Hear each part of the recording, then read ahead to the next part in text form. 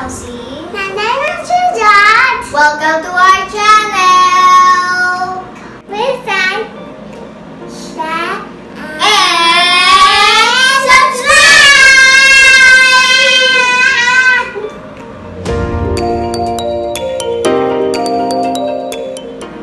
In this video, we will learn about farm animals and their sounds in Tagalog and English! Right, Ding Ding?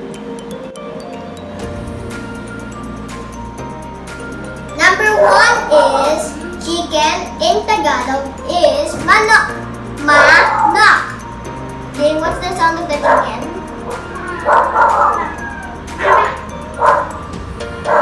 Ding. This sound is bak bak bak bak or clack clack clack.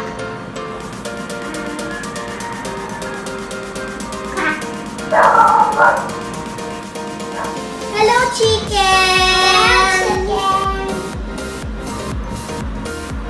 Number 2, rooster or tangdang. Tangdang. Ding, what's the sound of the rooster or tangdang? In Tagalog is taktalao. Hi, rooster.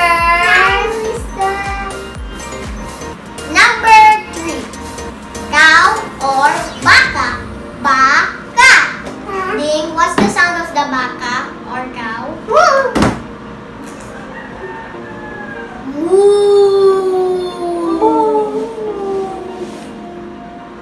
Hello, cow.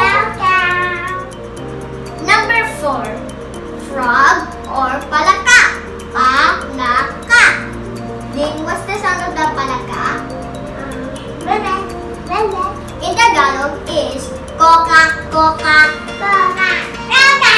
Hi, frog. Number 5, dog or aso. Aso. Then what's the sound of the aso or dog? Or ow ow. Hello, dog. Number 6, cat or pusa. Pusa. Then what's the sound of the pusa?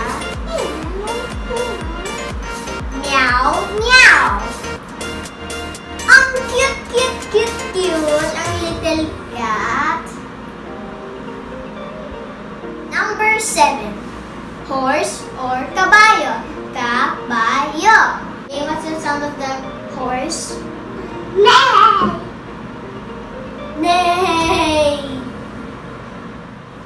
Hello, horse. Number 8, duck or pato. Pato. Then what's the sound of the pato? Quack, quack. Hi, duck. Quack, quack, quack.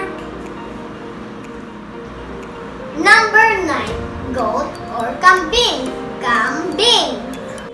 Then what's the sound of the kambing? Meh. Meh. Hello, goat. Number 10, pig or baboy. Baboy. Then what's the sound of the baboy? Oink, oink. Oink, oink, oink. Last is chick or sisu. Sisu. Then what's the sound of the chick? Chick, chick. Chirp, chirp.